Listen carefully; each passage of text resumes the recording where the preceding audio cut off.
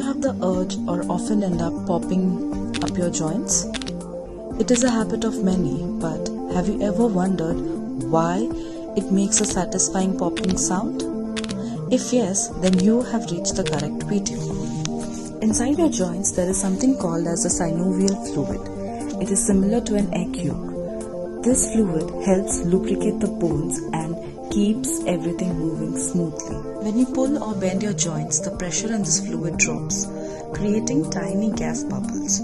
These bubbles are made of gases like nitrogen, oxygen, and carbon dioxide. Once the joint is stretched far enough, those bubbles collapse, causing that satisfying cracking sound we all know and are familiar with. Now that you know what causes the sound, let me also address to the very famous myth you might have heard that cracking your knuckles causes arthritis or joint damage.